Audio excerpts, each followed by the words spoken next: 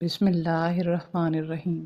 بہت سارے اولیاء ہیں اور اولیاء اللہ میں ہر اولیاء اپنی ایک خاص مقام اور شخصیت رکھتا ہے، اور ہر اولیاء کو اللہ تعالیٰ نے مختلف کرامات سے نوازا۔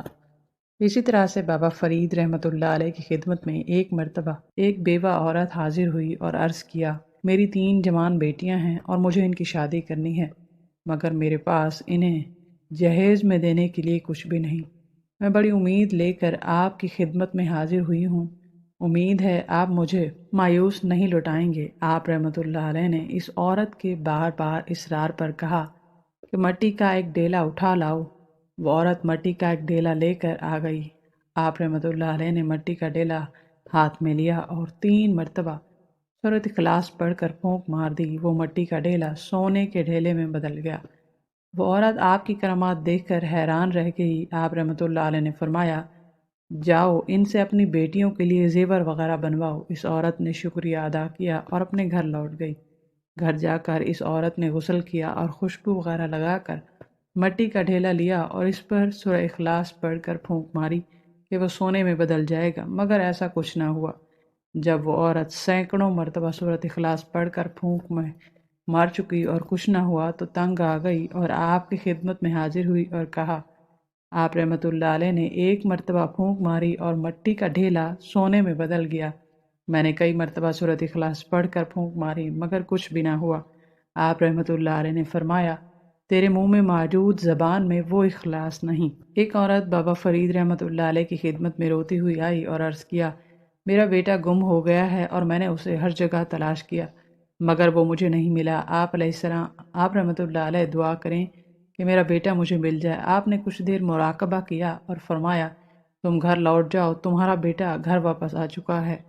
وہ عورت گھر گئی تو دیکھا اس کا بیٹا گھر میں موجود تھا۔ اس نے بیٹے سے پوچھا، تو کہاں گیا تھا اور کیسے واپس آیا؟ بیٹے نے کہا، میں دریا کے کنارے تھا اور جدائی کے غم سے رو رہا تھا کہ اچانک میں نے دریا سے ایک بزرگ کو نکلتے دیکھا۔ انہوں نے مجھ سے رونے کی وجہ پوچھی اور جب میں نے انہیں ساری بات بتائی تو انہوں نے کہا، تم اپنی آنکھیں بند کرو۔ میں نے اپنی آنکھیں بند کر لیں اور جب ان کے کہنے پر اپنی آنکھیں کھولی تو میں گھر میں موجود تھا۔ خانقاہ فریدیہ کا درباری قوال حسن بابا فرید رحمۃ اللہ علیہ کی خدمت میں حاضر ہوا اور عرض کیا، میری بیٹی کی شادی ہے اور خرچہ چونکہ زیادہ ہے لہذا مجھے کچھ عطا کیا جائے تاکہ میں بیٹی کی شادی آسانی سے کر سکوں۔ آپ رحمۃ اللہ علیہ نے فرمایا، میں درویش ہوں اور درویش کے پاس مال و دولت کس کام کی؟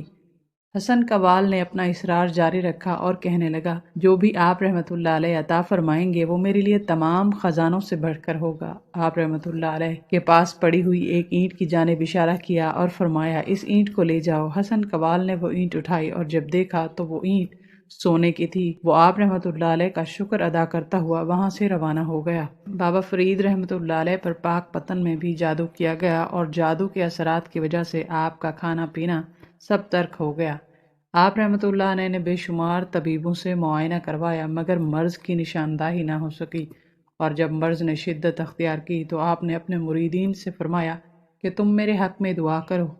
ایک دن رات کے آخری پہر بابا فرید کے صاحبزادے شیخ بدر الدین سلمان رحمۃ اللہ علیہ نے آواز سنی کہ کوئی کہہ رہا تھا، بابا فرید رحمۃ اللہ علیہ پر جادو کیا گیا ہے اور جادو کرنے والا شہاب جادوگر کا بیٹا ہے۔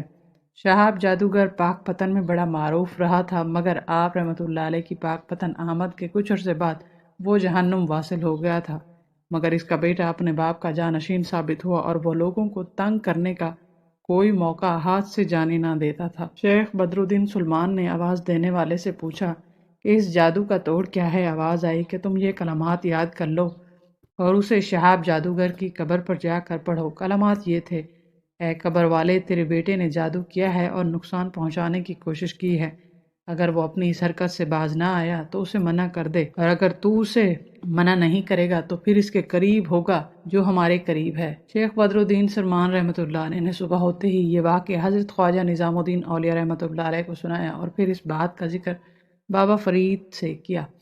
آپ رحمۃ اللہ علیہ نے حضرت خواجہ نظام الدین اولیاء سے فرمایا، تم جاؤ اور جا کر شہاب جادوگر کی قبر پر ان کلمات کو پڑھو۔ حضرت خواجہ نظام الدین اولیاء نے حکم کی تعمیل کی اور پھر جب ان کلمات کو پڑھنے کے بعد شہاب جادوگر کی قبر کے سرہانے ہاتھ مارا تو وہاں کچھ مٹی نظر آئی۔ جب وہ مٹی ہٹائی تو وہاں سے ایک آٹے کا پتلا برآمد ہوا جس پر بے شمار سوئیاں پیوست تھیں اور اس کو گھوڑے کے بال سے انتہائی مضبوطی سے باندھا گیا تھا۔ حضرت خواجہ نظام الدین اولیاء رحمۃ اللہ علیہ اس پتلے کو لے کر بابا فرید کی خدمت میں حاضر ہوئے۔ بابا فرید رحمۃ اللہ علیہ نے حکم دیا کہ اس میں پیوست تمام سوئیاں ایک ایک کر کے نکال دو، چنانچہ جیسے ہی سوئیاں نکالی گئیں آپ رحمۃ اللہ علیہ صحت یاب ہو گئے۔ آپ نے حکم دیا کہ تم یہ پتلا، سوئیاں اور گھوڑے کا بال دریا میں بہا دو۔ اس واقعے کی اطلاع ہوتے ہی حاکم شہر نے شہاب جادوگر کے بیٹے کو گرفتار کر لیا اور حکم دیا کہ اسے قتل کر دو۔ بابا فرید رحمۃ اللہ علیہ نے فرمایا کہ میں نے اسے معاف کر دیا ہے۔ شہاب جادوگر کا بیٹا آپ کے قدموں میں گر پڑا اور تائب ہو کر مسلمان ہو گیا اور آپ رحمۃ اللہ علیہ کا مرید ہو گیا۔ بابا فرید رحمۃ اللہ علیہ ایک مرتبہ پاک پتن کے نواح میں واقع ایک قصبے نوشہرہ میں تشریف لے گئے اور وہاں مسواک کرنے کے بعد مسواک کو زمین میں گاڑ دیا۔ وہ مسواک تناور درخت بن گئی اور کچھ ہی دیر میں اس پر پتے لہلہانے لگے۔ آپ رحمۃ اللہ علیہ جب پاک پتن کی جانب روانہ ہوئے تو وہ درخت بھی آپ کے پیچھے پیچھے چل پڑا۔ آپ رحمۃ اللہ علیہ نے مڑ کر دیکھا اور فرمایا، اے درخت یہیں رک جا۔ وہ درخت رکنے کی بجائے بابا فرید رحمۃ اللہ علیہ کے پیچھے چلتا رہا۔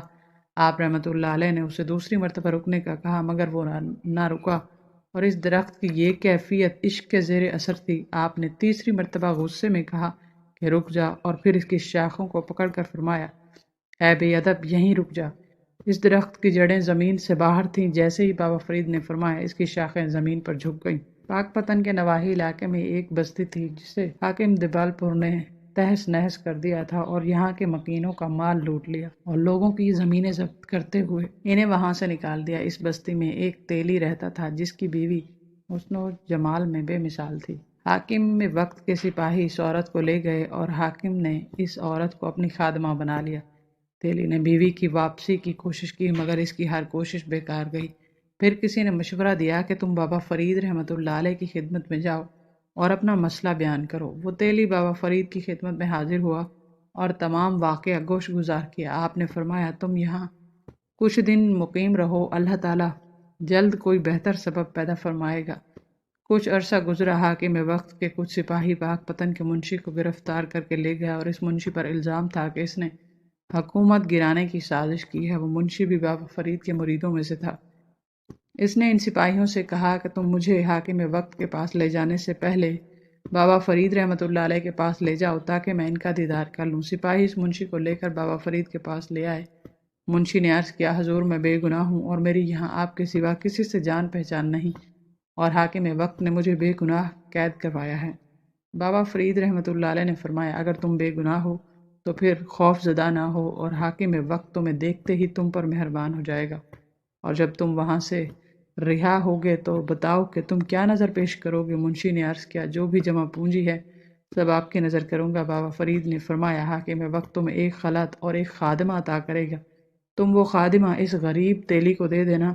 منشی نے آپ کی بات سنی تو جان گیا کہ اب اس کی رہائی ممکن ہے۔ تیلی نے بابا فرید کی بات سنی تو عرض کیا، حضور میرے پاس بھی دولت ہے اور میں کئی خوبصورت جوان خادمائیں خرید سکتا ہوں، پھر مجھے اس کی جانب سے عطا کردہ خادمہ کی کیا ضرورت ہے، جبکہ مجھے تو اپنی بیوی چاہیے جس سے میں محبت کرتا ہوں۔ بابا فرید رحمۃ اللہ علیہ نے تبسم فرمایا اور فرمایا کہ تم بھی اس کے ساتھ جاؤ اور پھر اللہ تعالیٰ کا فضل دیکھو۔ وہ تیلی اس منشی کے ہمراہ حاکم وقت کے دربار میں پیش ہوا۔ حاکم وقت نے منشی کو دیکھتے ہی فرمایا کہ یہ بے گناہ ہے، اور پھر اس نے منشی کو خلعت عطا فرمائی اور ایک گھوڑا دیا اور ایک باپردہ خادمہ بھی دی۔ منشی نے حاکم وقت کا شکریہ ادا کیا اور جب دربار سے رخصت ہوا تو اس خادمہ کا ہاتھ اس نے تیلی کے ہاتھ میں دے دیا اور کہا، یہ بابا فرید کی جانب سے تمہیں عطا ہوئی اور یہ تمہاری امانت تھی جو میں نے تمہارے سپرد کر دی۔ تیلی اور منشی کے مابین ابھی گفتگو جاری تھی کہ اس خادمہ نے اپنا نقاب الٹ دیا اور تیلی سے لپٹ گئی، اور وہ خادمہ دراصل تیلی کی بیوی تھی جس جدائی میں وہ یوں ہلکان تھا۔ پھر منشی، تیلی اور تیلی کی بیوی تینوں بابا فرید کی خدمت میں حاضر ہوئے اور آپ کا شکریہ ادا کیا۔ تیلی اور اس کی بیوی نے آپ کے دست حق پر بیعت ہوئے اور آپ کے مریدوں میں شامل ہوئے۔